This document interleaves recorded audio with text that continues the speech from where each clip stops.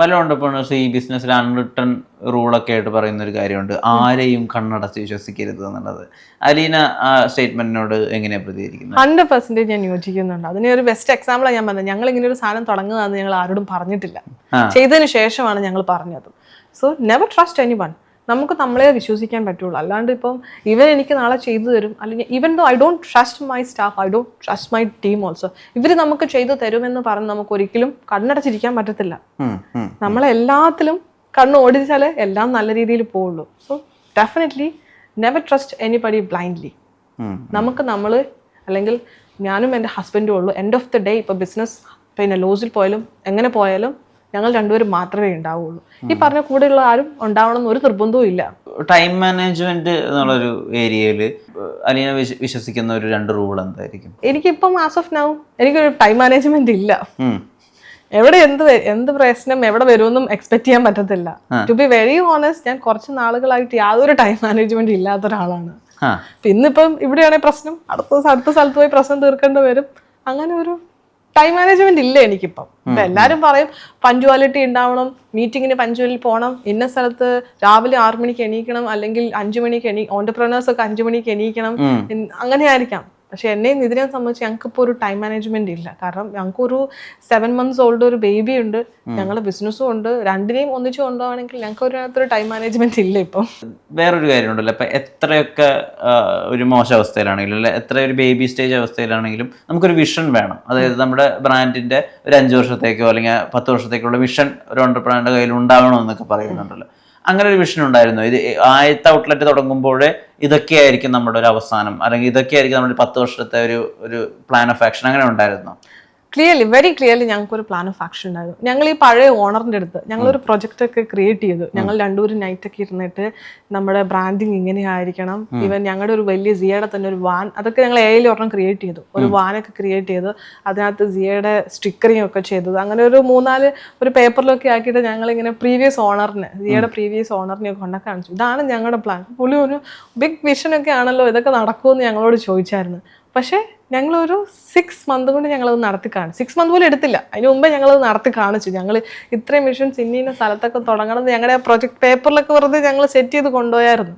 അതൊക്കെ ഞങ്ങൾ പുള്ളിനെ കാണിച്ചു. പക്ഷേ വിത്തിൻ ഫ്യൂ മന്ത്സ് ടൈം കൊണ്ട് തന്നെ ഞങ്ങളത് ഇംപ്ലിമെന്റ് ചെയ്തു. So now we have a clear vision and mission for the next 5 years also. ഈ next 5 years is the peak time for us. ചിലപ്പോൾ ഞങ്ങൾക്ക് സ്ലീപ്ലെസ് നൈറ്റുകൾ വന്നേക്കാം, ഫാമിലി ടൈമുകൾ ഉണ്ടാവാണ്ടിരിക്കാം.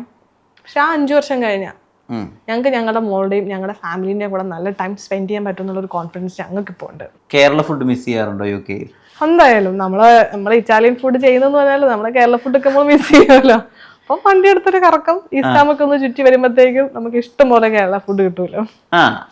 ചോറും മീൻ വറുത്തതും എല്ലാം ഇവിടെ ഇറങ്ങുന്ന എല്ലാ ട്രെൻഡിങ് സാധനവും അവിടെ ഇറങ്ങും. മലയാളി റെസ്റ്റോറന്റിലേക്ക് പോകുന്നു, അയാൾ എങ്ങനെയായിരിക്കും അവിടുത്തെ ഫുഡിനെ മനസ്സിലാക്കുക, അല്ലെങ്കിൽ അതിനുള്ള അപ്രോച്ച് എങ്ങനെയായിരിക്കും? ഉദാഹരണത്തിന് ഇപ്പോൾ ഒരു പിസ്സ കഴിച്ചിട്ട് നമ്മുടെ ചോറും കറിയും തൈരും പോലെ ആയില്ലല്ലോ, അങ്ങനെ ചിന്തിക്കുന്ന മലയാളികളുണ്ടോ? ഇഷ്ടം പോലെ. അതുകൊണ്ടാണല്ലോ ഞാൻ പറഞ്ഞത്, ഞാൻ അങ്ങനെ ഒരു പോപ്പുലേഷൻ, ഒരു ഏഷ്യൻ പോപ്പുലേഷൻ എയിം ചെയ്തല്ല ഞാൻ ഈ ബിസിനസ് തുടങ്ങിയത് പോലും. ഞാനൊരു യൂറോപ്യൻ മാർക്കറ്റ് അല്ലെങ്കിൽ ഒരു ബ്രിട്ടീഷ് പീപ്പിൾസിനെയും ഒരു യൂറോപ്പ് പീപ്പിൾസിനെ എയിം ചെയ്താണ് ഞാൻ ഈ ഒരു റെസ്റ്റോറൻറ്റ്, ഒരു ഇറ്റാലിയൻ കുസിൻ സ്റ്റാർട്ട് ചെയ്തത് വരെ. അപ്പം പല ആൾക്കാർക്കും പല ടേസ്റ്റ് ബഡ്സുകളായിരിക്കാം. ചില ആൾക്കാർക്ക് പിസ്സ ഇഷ്ടം, ചില ആൾക്ക് ചോറും കറി ആയിരിക്കാം, പഴങ്കഞ്ഞി ആയിരിക്കാം. It's up to them. നമുക്ക് എല്ലാവരും സാറ്റിസ്ഫൈ ചെയ്ത് ഒരിക്കലും ബിസിനസ് ചെയ്യാൻ പറ്റത്തില്ല. അപ്പോൾ ഒരു യൂറോപ്യൻ കസ്റ്റമർ എന്ന് പറയുന്ന ഫീഡ്ബാക്ക് അല്ലെങ്കിൽ അയാളുടെ ഒരു അപ്രോച്ച് ഒക്കെ ഏത് വിധത്തിലായിരിക്കും? ഞങ്ങൾക്ക് ഇതുവരെ കിട്ടിയ ഒരു ടൈം കഴിഞ്ഞപ്പോൾ, ഒരു ടൈമിൽ ഞങ്ങൾക്ക് ബാഡ് റെസ്പോൺസ് കിട്ടിയ ടൈമും ഉണ്ടായിരുന്നു. സെയിലൊന്നും ഇല്ലാണ്ട് ഒരു ഇന്ത്യൻസ് വന്ന് ടേക്ക് ഓവർ ചെയ്തു, ഞങ്ങളുടെ പഴയ നല്ല റെസ്റ്റോറൻറ്റ് സ്പോയിൽ ചെയ്തു എന്നൊക്കെ പറഞ്ഞ് ഞങ്ങൾക്ക് റിവ്യൂ കിട്ടിയ സമയങ്ങളും ഉണ്ട്. അങ്ങനെ സെയിലൊന്നും ഇല്ലാണ്ട് ഞങ്ങൾ ഇരുന്ന സമയവും ഉണ്ട്. പക്ഷെ അവിടെ നിന്ന് വി സ്കെയിലപ്പ്. ഞങ്ങൾ ഇറ്റലിയിൽ നിന്ന് തന്നെ കൺസൾട്ടന്റിനെ കൊണ്ടുവന്ന് പുതിയ മെനൂസും സാധനങ്ങളൊക്കെ ഇറക്കി. പഴയതിലെ കുറെ ബെസ്റ്റ് സെല്ലിങ്ങിനെ കീപ്പ് ചെയ്തുകൊണ്ട് തന്നെ പുതിയ സാധനങ്ങൾ ഞങ്ങൾ ഇറക്കി. അവിടെ നിന്ന് we started to get very good response. അപ്പം ഇതിപ്പോൾ ഞങ്ങൾ ഇറ്റലിയിൽ പോലും ഇത്ര നല്ല പിസ്സ കഴിച്ചിട്ടില്ല എന്ന് പറഞ്ഞാൽ ഞങ്ങൾക്കൊരു റിവ്യൂ റീസെന്റ് വന്നായിരുന്നു. അവിടെ നിന്ന് we scale up and we did it very well. ഈ ഹൈജീൻ എന്ന് പറയുന്ന ഒരു ഏരിയ ഉണ്ടല്ലോ, അതാണ് പലപ്പോഴും ആളുകൾ ഈ റെസ്റ്റോറൻറ്റ് ബിസിനസ്സായിട്ട് ചേർന്ന് പറയുന്ന ഒരു ഏരിയ. അതായത് ഇത് ഡെയിലി റിസ്ക് ആണ് ഈ ഹൈജീനെ സംബന്ധിച്ചിടത്തോളം. അതായത് ഒരു മുടിയുടെ ഒരു ചെറിയ നാരെങ്കിലും എവിടെയെങ്കിലും ഒന്ന് വീണിട്ട് ആരെങ്കിലും ഒരു റിവ്യൂ ഇട്ടാൽ, അല്ലെങ്കിൽ ഗൂഗിളിൽ ഒരു ഫോട്ടോ ഇടാം, അല്ലെങ്കിൽ ഇപ്പോൾ എത്രയൊക്കെ പെസ്റ്റ് കൺട്രോൾ ചെയ്തെങ്കിലും ഒരു ഈച്ച സൈഡിലൂടെ പറന്നു പോകുന്നതോ എന്തെങ്കിലും ഒരു വീഡിയോ വന്നു കഴിഞ്ഞാൽ അതെന്തായിരിക്കും എന്നുള്ളൊരു കാര്യമുണ്ടല്ലോ. ആ ടെൻഷനുകളെ അഭിമുഖീകരിക്കേണ്ടി വന്നിട്ടുണ്ടോ? Yes, exactly. ഹോസ്പിറ്റാലിറ്റി പറയുന്നത് വളരെ സെൻസിറ്റീവ് ആയിട്ടുള്ള ഒരു ബിസിനസ്സാണ്. നമുക്ക് ഇതുപോലെ എന്തെപ്പം വരാമെന്ന് നമുക്ക് എക്സ്പെക്ട് ചെയ്യാൻ പറ്റത്തില്ല. അപ്പൊ ആരും നോട്ടീസ് ചെയ്തിട്ടുണ്ടാവില്ല ഈ പറഞ്ഞതുപോലെ ഒരു കുഞ്ഞു മുടിയൊന്നും ആരും നോട്ടീസ് ചെയ്യും. നമ്മളെ എത്ര ടേക്ക് കെയർ ചെയ്താലും രോമമുള്ള മനുഷ്യന്മാരാണ്, അതെ അതെ അതെ. എന്ത് വേണേലും എപ്പോൾ വേണേലും നടക്കാം. പക്ഷെ ഞങ്ങളെ സൈഡിൽ നിന്നാണെങ്കിൽ പോലും സെർവിങ് സൈഡിൽ നിന്ന് പുറത്തേക്ക് വരുമ്പം we try to do the maximum observation. അത് ഗോ ത്രൂ ചെയ്ത് ഇപ്പോൾ സെർവ് ചെയ്യുന്ന ഷെഫ് ആണെങ്കിലും സെർവ് ചെയ്യുന്ന സ്റ്റാഫ് ആണെങ്കിൽ പോലും അത്രയും ഒബ്സർവ് ചെയ്തതിന് ശേഷം അത്രയും ടേക്ക് കെയർ ചെയ്തതിന് ശേഷമാണ് ഞങ്ങളത് ടേബിളിലേക്ക് എത്തിക്കുന്നത്. We are trying to do our 100%, but we don't know what's going to be happen next. Pets control സൈഡിൽ നിന്നാണെങ്കിലും food and hygiene safety control സൈഡിലും എല്ലാ കാര്യങ്ങളും നമ്മൾ ചെയ്തിട്ട് തന്നെയാണ് ഇതുവരെ നമ്മൾ റൺ ചെയ്തത്. ഒരു രീതിയിലുള്ള ഒരു UK വെയർബോട്ട്സ് ഇല്ലാതെ കംപ്ലീറ്റ്ലി ഒരു മലയാളി ചെല്ലുകയാണ് UK-യിലേക്ക്, അയാൾക്ക് വേണ്ട ഒരു മൈൻഡ് സെറ്റ് എന്താ? Set your mind to take a risk. there you can build your dreams. ആ ഒരു ഒറ്റ വേർഡ് എനിക്ക് പറയാനുള്ളൂ. ഇപ്പൊ റിസ്കുകൾ എന്ന് പറയുമ്പോൾ എന്തൊക്കെ തരം റിസ്കുകളാ വരിക? എല്ലാ റിസ്ക്കും വരും. ഹോസ്പിറ്റാലിറ്റി ഏത് ബിസിനസ് ആണെങ്കിലും number of risk factors are there. ഇപ്പം തുടങ്ങിയ ഡേ 1 തൊട്ട് ഇൻകം വരണമെന്ന് യാതൊരു നിർബന്ധവും ഇല്ല. ചിലപ്പം ഒരു ബിസിനസ് അതിന്റെ ലെവലിലേക്ക് എത്താൻ വേണ്ടി take 3 months 6 months may be 1 year. ആ 1 year പിടിച്ചു നിൽക്കാനുള്ള മെന്റൽ കപ്പാസിറ്റി നമുക്കുണ്ടാവണം. എങ്കിലേ നമുക്കൊരു ബിസിനസ്സിൽ സക്സീഡ് ചെയ്യാൻ പറ്റത്തുള്ളൂ. അല്ലെങ്കിൽ ഡേ 1 തൊട്ട് എനിക്ക് ഇൻകം കിട്ടണം എന്നുള്ള മെന്റാലിറ്റി കൊണ്ട് പോയി കഴിഞ്ഞാൽ you finished. You are not set to do the business. In that mind people not set to do the business. ഒരു എംപ്ലോയി ആയിട്ട് നിന്നിട്ടേ പിന്നെ ഒരു ഓണ്ടർപ്രണർ ആയിട്ട് ഇപ്പോൾ കാറിലോ അല്ലെങ്കിൽ എന്തെങ്കിലും ഒരു വെഹിക്കിളിൽ ഈ വർക്ക് ചെയ്ത ഏതെങ്കിലും ഒരു ഹോസ്പിറ്റലിന്റെ സൈഡിലേക്കൊക്കെ പോകുമ്പോൾ എന്താ ആ ഒരു ഫീലിംഗ്? ഞാൻ മുമ്പ് കെയർ ഹോമിലായിരുന്നു വർക്ക് ചെയ്തുകൊണ്ടിരുന്നത്. ഞാൻ പോയിട്ടുണ്ട്.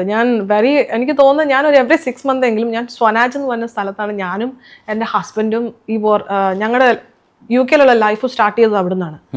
ഞാൻ റീസെന്റ് എനിക്ക് തോന്നുന്നു 1 മാസം മുമ്പ് ഞാനും ഹസ്ബൻഡും കുഞ്ഞും ഞങ്ങളുടെ ജേർണി സ്റ്റാർട്ട് ചെയ്ത സ്ഥലത്തിൽ ഞങ്ങൾ പോയി. കെയർ ഹോമിന്റെ ഫ്രണ്ടിൽ പോയി ഞാൻ പഴയ സ്റ്റാഫിനെ കണ്ടു. They are still in the same position. അപ്പൊ ഞാൻ അവിടുന്ന് സ്കെയിലപ്പ് ആയത് വളരെ വലുത്. അപ്പം അത് കാണുമ്പോഴും എൻ്റെ ഹസ്ബൻഡ് ഒരു ചെറിയ റെസ്റ്റോറൻറ്റിൽ അവിടെ വർക്ക് ചെയ്തത് 6 to 7 days morning 9 to 11 work ചെയ്തിട്ടുണ്ട് പുള്ളി. അപ്പം ആ റെസ്റ്റോറൻറ്റിൽ പോയി ഫുഡ് കഴിച്ചു. അപ്പൊ ഞങ്ങൾക്ക് അവിടുന്ന് വന്നൊരു കോൺഫിഡൻസ് എന്ന് പറയുന്നത് വളരെ വലുതാണ്. അപ്പൊ അന്ന് എൻ്റെ ഹസ്ബൻഡ് കൂടി ഇരുന്ന ഷെഫൊക്കെ ഇപ്പോഴും അവിടെ ഉണ്ട്. അവരൊക്കെ ഇപ്പോഴും ഒരു മാറ്റം ഇല്ലാണ്ട് അവിടെ വർക്ക് ചെയ്യുന്നു. But we have scaled up lots. ആ ഒരു 2 വർഷം കൊണ്ട് ഞങ്ങൾക്ക് വന്ന മാറ്റങ്ങൾ വളരെ, ഞങ്ങളുടെ അപ്പിയറൻസിലാണെങ്കിലും സ്വഭാവത്തിലാണെങ്കിലും ലൈഫ് സ്റ്റൈലിലാണെങ്കിലും ഒരുപാട് മാറ്റങ്ങൾ ഞങ്ങൾക്ക് വരുത്താൻ സാധിച്ചു. അപ്പൊ അത് ഞങ്ങളെ സംബന്ധിച്ചോളം വളരെ വലിയ ഫാക്ടർ തന്നെയാണ്. ഞങ്ങളുടെ സറൗണ്ടിലുള്ള ആൾക്കാർ still they are going the same 9 to 5 job പോകുന്നു, same car, same situation. But we have made lots of changes. ഞങ്ങളൊരു ഫൈനാൻഷ്യൽ ഇൻഡിപെൻഡൻസ് ഗെയിൻ ചെയ്യാനും ഞങ്ങൾക്ക് അതിന് സെയിം ടൈം സാധിച്ചിട്ടുണ്ട്. So that we have done.